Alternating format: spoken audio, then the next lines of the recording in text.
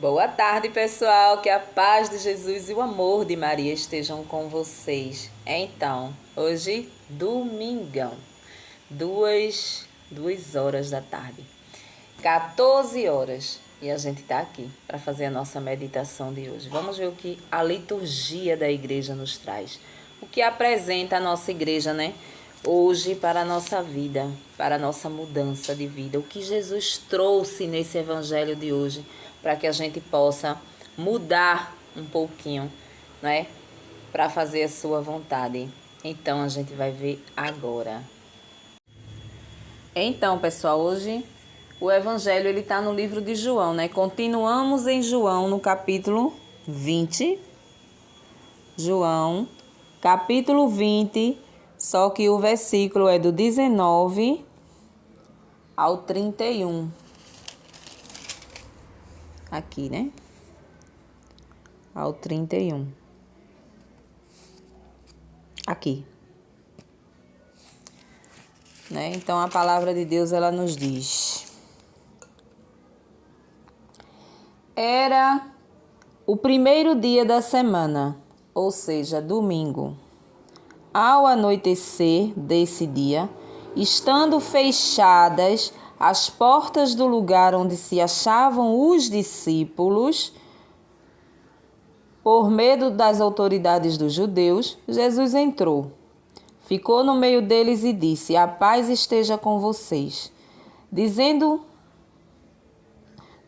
isso, mostrou-lhes as mãos e o lado. Então, os discípulos ficaram contentes por ver o Senhor. Jesus disse de novo para eles: A paz esteja com vocês. Assim como o Pai me enviou, eu também envio vocês. Tendo falado isso, Jesus soprou sobre eles, dizendo: Recebam o Espírito Santo. Os pecados daqueles que vocês perdoarem serão perdoados.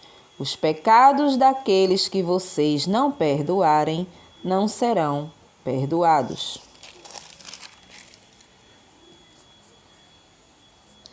Tomé, chamado Gêmeo, que era um dos 12, não estava com eles quando Jesus veio. Os outros discípulos disseram para ele: Nós vimos o Senhor. Tomé disse: Se eu não vir a marca dos pregos nas mãos de Jesus, se eu não colocar o meu dedo na marca dos pregos e se eu não colocar a minha mão no lado dele, eu não acreditarei. Uma semana depois, os discípulos estavam reunidos de novo. Dessa vez, Tomé estava com eles. Estando fechada as portas, Jesus entrou, ficou no meio deles e disse: A paz esteja com vocês. Depois disse a Tomé: Estenda aqui o seu dedo e veja as minhas mãos. Estenda a sua mão e toque o meu lado.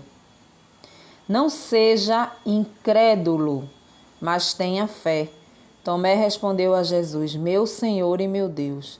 Jesus disse: Você acreditou porque viu.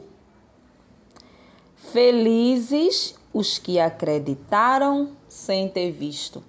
Palavra da salvação. Glória a vós, Senhor.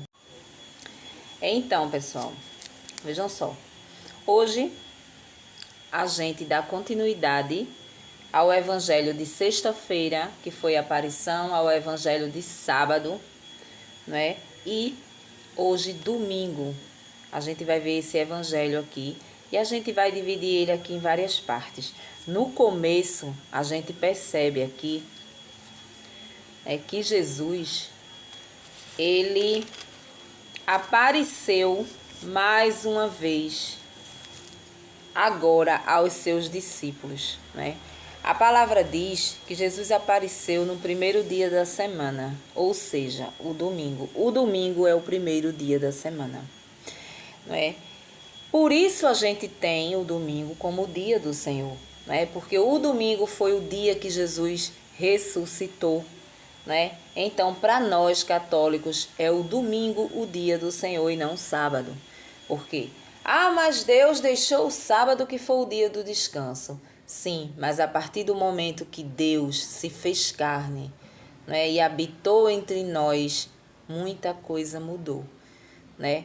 Depois que Jesus ressurgiu entre nós, as coisas mudaram, né? Então, quando ele ressuscita ao domingo, o dia do Senhor passa a ser o domingo.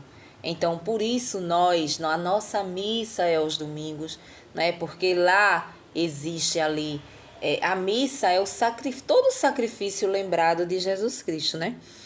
Até a sua ressurreição, que é a hora da Eucaristia, que já é no finalzinho da missa, quando Jesus ressuscita, ou seja, quando Jesus desce do céu vivo no pão, não é? E se faz presente no meio de nós. Então, por isso a missa ela é aos domingos, porque o domingo é o dia do Senhor. E aqui a gente vê realmente que é primeiro dia da semana, o domingo.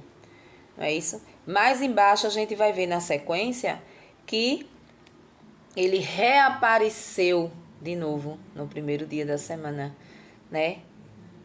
Ele reaparece de novo para os discípulos no primeiro dia da semana. Ou seja, ele só aparecia aos discípulos no primeiro dia da semana, que é o domingo. Tá? Então, a gente vê aqui outro ponto importante que a gente observa. Jesus ele aparecia aos discípulos no domingo. Outra coisa, Jesus ele não apareceu para a multidão. Vamos prestar bem atenção nesse evangelho, né? Ele não apareceu à multidão, aquele povo todo. Ele não chegou assim a um discípulo e disse: olha, reúna todo mundo, chame as pessoas que me seguiam, que eu vou aparecer ali. Não. As aparições de Jesus eram entre eles, a portas fechadas, não é? Ele apareceu aos discípulos de Emaús, não é? E só, a Maria Madalena e só. Ele não apareceu mais para ninguém. A gente percebe que nessas aparições ele não apareceu para a mãe dele, para Maria, não é? Então, a gente tem que perceber logo isso para poder a gente entender esse evangelho aqui. Ele aparecia para os seus discípulos. E a palavra diz que os discípulos estavam reunidos ali, as portas fechadas, com medo dos chefes dos judeus, né? Então eles estavam e Jesus apareceu. Então a gente vê aqui que ele chega saudando, né? Com a paz de Jesus, tal. A paz esteja convosco. Né? E aí os discípulos olham e conseguem enxergar o Senhor. Conseguem ver que é verdadeiramente, porque ele está ali, né? Corpo, sangue, alma e divindade de verdade, né? E a palavra diz que os discípulos ficam contentes, né? Os discípulos ficam contentes. Sabe quando você acredita, quando você tem fé que Jesus está do seu lado? Nada consegue tirar a tua tristeza. Os discípulos ficaram contentes, a palavra diz, né? E aí Jesus fala as palavrinhas mágicas aqui. Assim como Deus, como o Pai me enviou, eu vos envio. Prestem atenção. Jesus está enviando eles e sopra sobre eles o Espírito Santo de Deus. Ele soprou sobre eles o Espírito Santo de Deus, sobre os seus apóstolos, somente aos seus apóstolos. E aqui ele faz, né, uma promessa muito grande. Ele dá uma responsabilidade muito grande a eles. A quem vocês perdoarem os pecados, eles serão perdoados. A quem vocês não perdoarem os pecados, eles não serão perdoados, né? Eles não serão perdoados. O que significa isso na verdade, né? Era uma passagem que eu gostaria muito de ler para vocês e entender, né? Porque o que significa isso? Quantas vezes eu digo, já ouvi muito essa expressão das pessoas falarem assim: eu me confessar com o padre, eu. Mas nunca nessa vida que eu vou contar os meus podres a um padre que é igual a mim. Aqui está a realidade da confissão. É neste evangelho que a gente percebe. A realidade da confissão está nesse evangelho e nessa passagem, dita por Jesus aos seus discípulos. Aqui ele deu a autoridade a eles, aos padres, para nos confessar. E mais ainda, a perdoar os nossos pecados em nome de Jesus.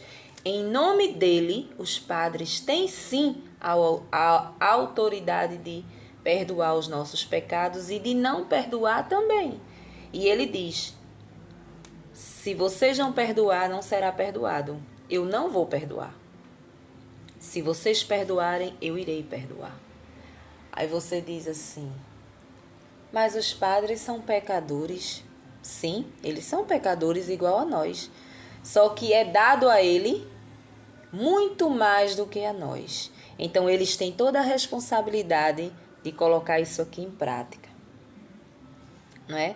Os pecados dos padres, Jesus ele vai julgá-los. Não cabe a nós julgá-los, é a ele. Então, essa autoridade ninguém tira deles, que vem da autoridade de Pedro, né? Que tirando para a nossa vida é o nosso Papa, né? Que Deus o tenha, né? Que virá outro. Então, nosso Papa. Então, nosso Papa, ele dá essa autoridade para os padres, para os bispos, né? Eles têm esse domínio.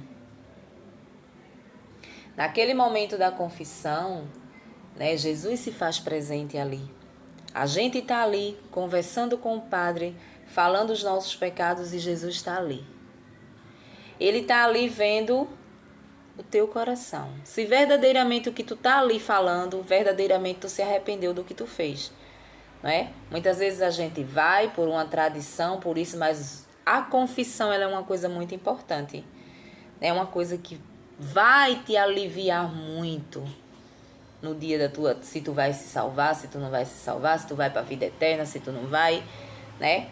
É uma coisa que a gente tá fazendo uma coisa errada, mas a gente se arrepende daquilo e vai pedir perdão, e a gente tem o perdão de Deus através deles, porque o próprio Jesus deixou essa autoridade aqui. Soprou o Espírito Santo sobre ele. Então, aqueles padres que verdadeiramente são fiéis, que têm o Espírito Santo de Deus, Jesus está ali, presente. Ah, mas eu posso estar me confessando com uma pessoa que está aí mexendo com crianças, né? Fazendo coisas erradas por trás, não importa.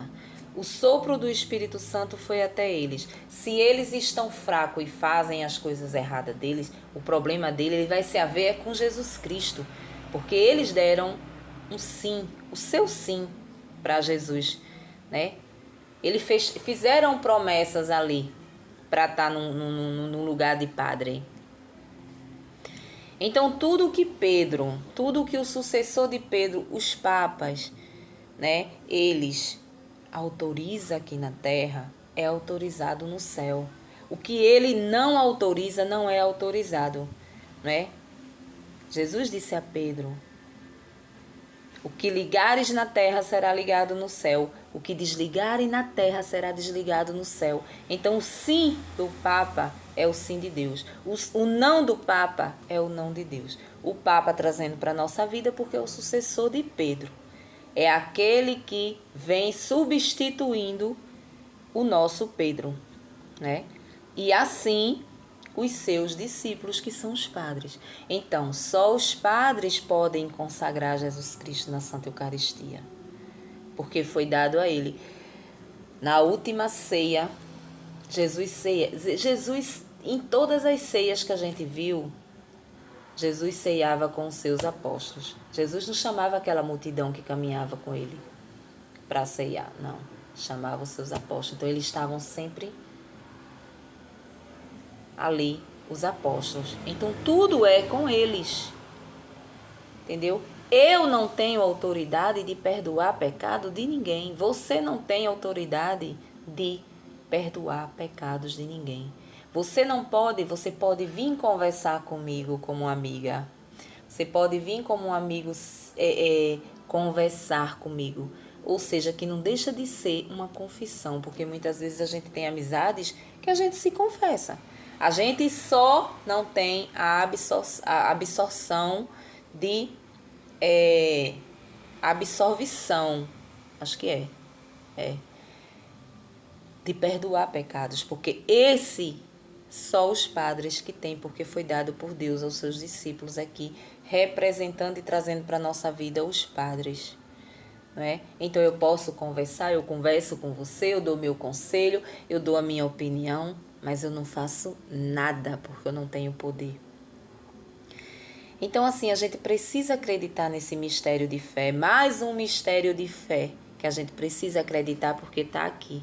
Assim como o mistério de fé da Santa Eucaristia que a gente falava ontem, né? De Jesus vivo ali. E hoje a gente também vê nesse evangelho, né? O que Jesus vem falar para Tomé. E a palavra diz que Jesus está lá, se apresenta aos discípulos, né? Entra, ninguém sabe como um espírito, não precisou bater na porta para entrar. É Jesus que está aqui, não. Ele chegou, já se apresentou ali. Mas Tomé não estava. Tomé, a palavra diz que Tomé não estava. Então, quando Jesus foi embora, né? Jesus foi embora e aí Tomé chega. Quando Tomé chega, os outros dizem a Tomé, né? Vimos o Senhor. Aí Tomé incrédulo, né? Como muitos e muitos de nós que temos no nosso meio. Aí Tomé incrédulo, Tomé diz: não, eu não vou acreditar numa loucura dessa. Imagine você, né? Eu só acredito se eu tocar nas chagas dele, nas feridas dele, né? Se eu tocar nele, eu acredito, né? Como muitos e muitos e muitos que olham para aquele pãozinho ali e não dá nada. E acha que Jesus não está ali, né, Tomé? Então, um dia eu fui Tomé também. Um dia eu tinha minhas dúvidas se ele estava ou se ele não estava, né? Mas a gente vê aqui essa realidade, né? A gente traz, muitos de nós já fomos Tomé e muitos ainda estão sendo Tomé porque não acreditam, né? Não acreditamos nas coisas de Deus. E ontem a gente via isso no Evangelho de sábado, né? Então a palavra diz que Tomé não acreditou, né? E Jesus disse: não, mas eu vou voltar para mostrar a ele que eu estou vivo, que eu ressuscitei, que eu estou vivo, e ele vai tocar em mim, né? Ele vai tocar em mim. E a palavra diz que ele volta, né? Com 8 dias depois ele volta ali, no primeiro dia da semana mais uma vez, e dessa vez Tomé está lá. E aí Jesus chega com as suas chagas e manda que ele toque nele. Aqui, Tomé, pode tocar, toca. E aí Tomé diz: meu Senhor e meu Deus. Meu Senhor e meu Deus. E aí Jesus diz, mais uma vez: acreditaste, né? Acreditaste porque tu tá me vendo. Felizes os que não vão ver, não viram e acreditaram. Felizes os que não viram e acreditaram nós. A gente não vê. A gente não vê Jesus e a gente não vai ver Jesus. A gente não vai ter a oportunidade que Tomé teve, porque Tomé, ele não estava presente, né? Tomé não estava presente no momento que Jesus se mostrou para os discípulos.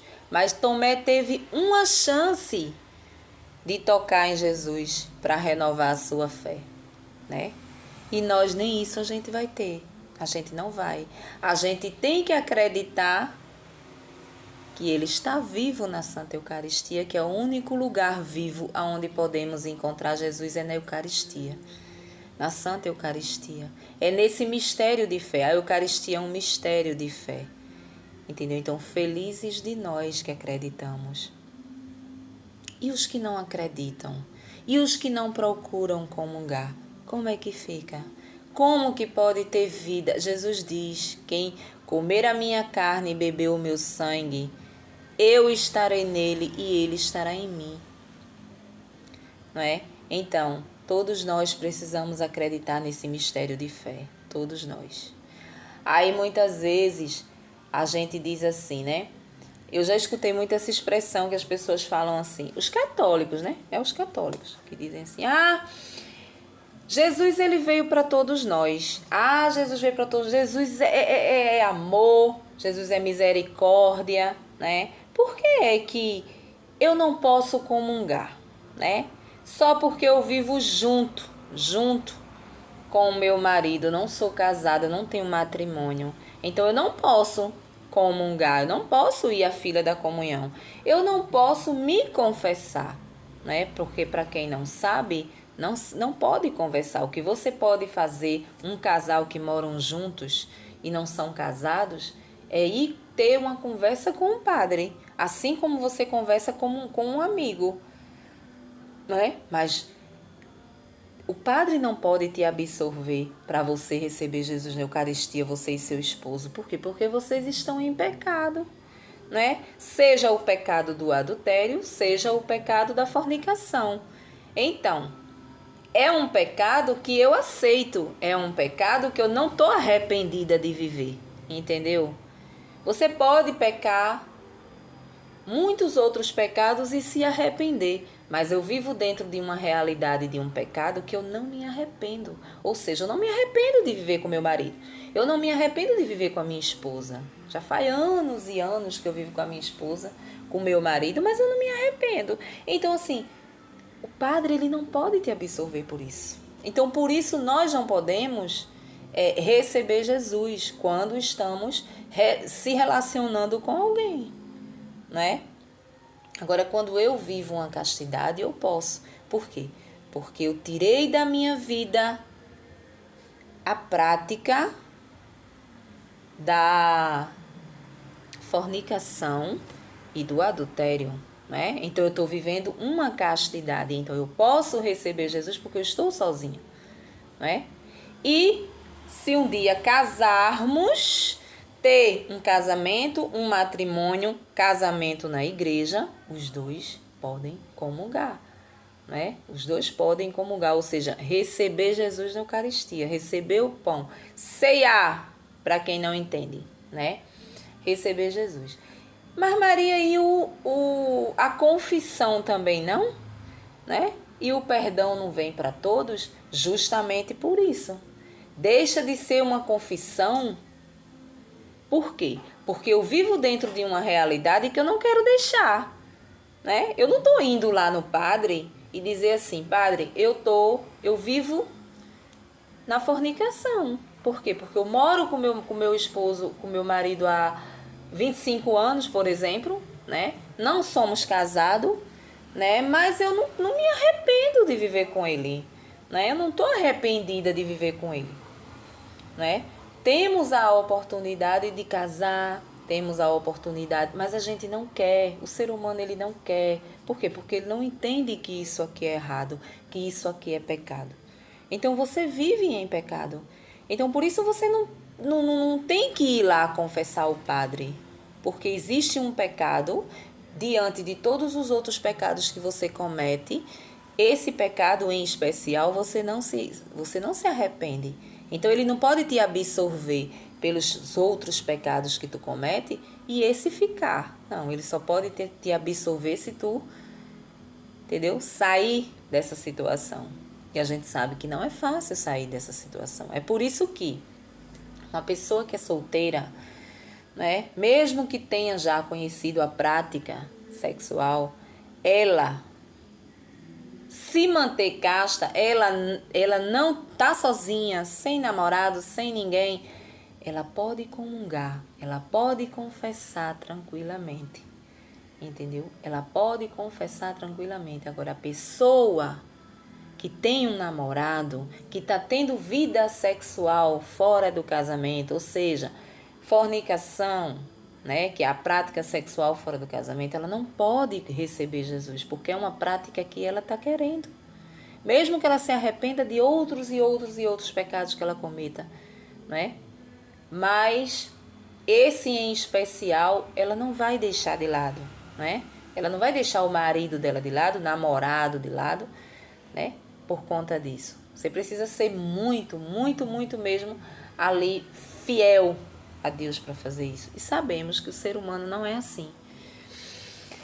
Então, hoje a gente vem ver nesse evangelho isso aí, né? A gente precisa entender.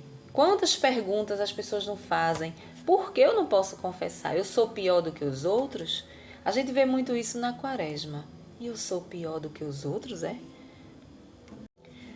Você não pode confessar justamente por isso, porque você tem uma coisa que impede. E a maioria das vezes é essa situação. É uma situação assim, a dois, que você vive ou em fornicação ou em adultério. Adultério quando eu me junto com uma pessoa que já foi casada na igreja. Ou eu mesma já fui casada na igreja. Eu fui casada na igreja, sou separada, né? E casei com outra pessoa. Então é adultério. Eu tô adulterando ainda o meu esposo. Porque uma vez casado, para sempre casados.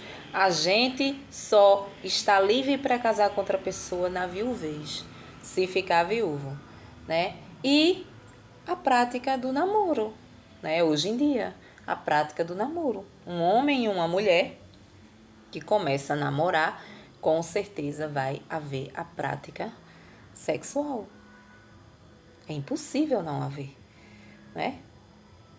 É impossível. Existe. As pessoas consagradas, as pessoas que verdadeiramente vivem ali direto aos pés de Jesus ali, consegue totalmente, né? Uma pessoa que vive em oração, uma pessoa tem como viver uma castidade, vive sozinha uma castidade tranquilamente.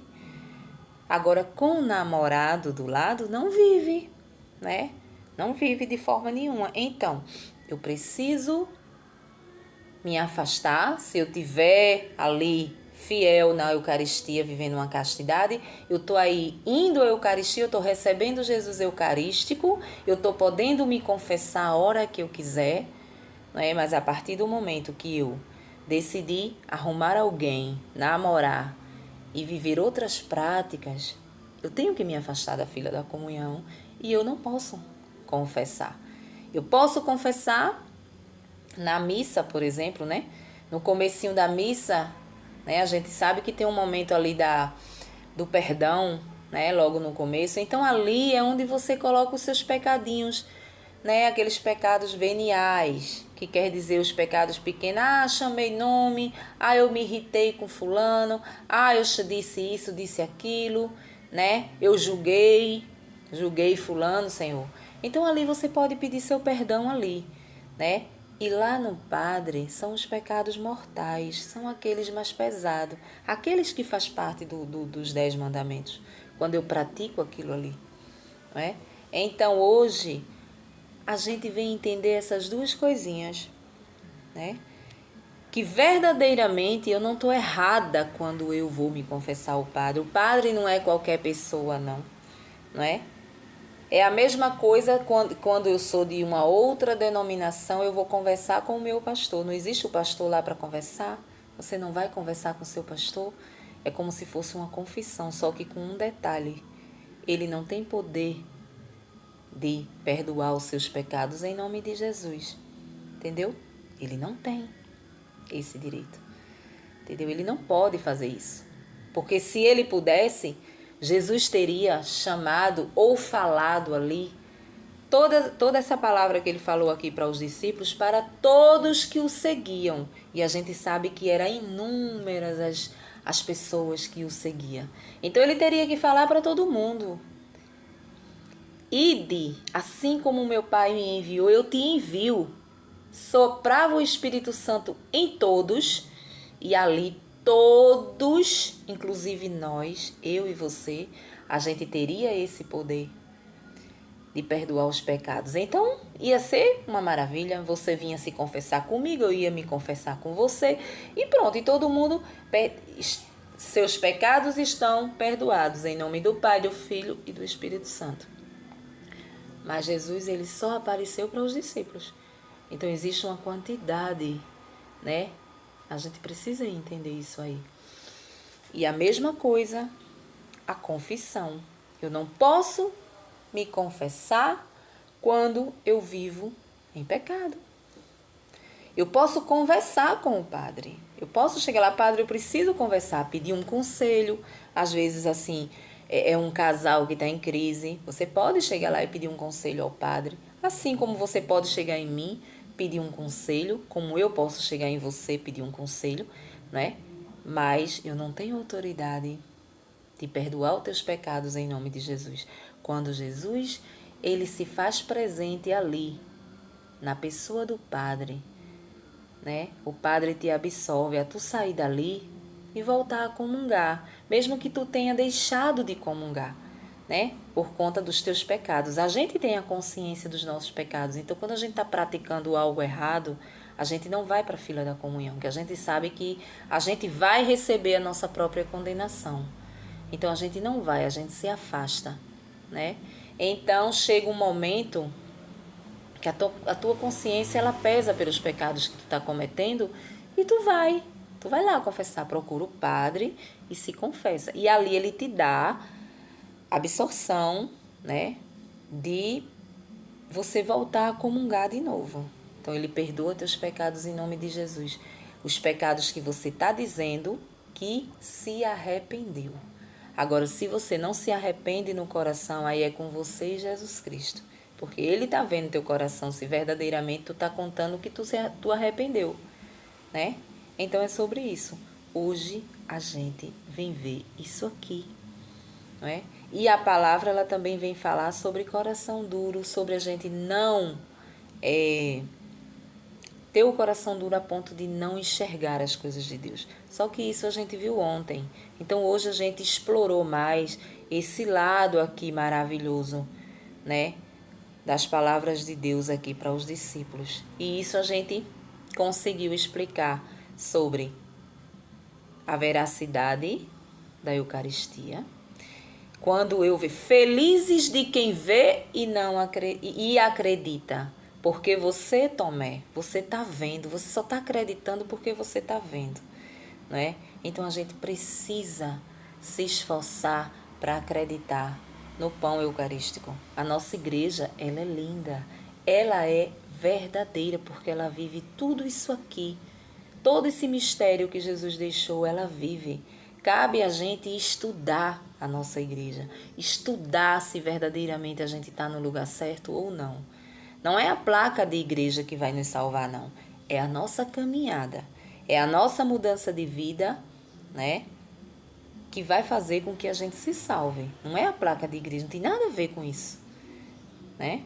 É a liçãozinha de casa que foi deixada aqui para que a gente viva e mude de vida, deixando as nossas práticas erradas de lado.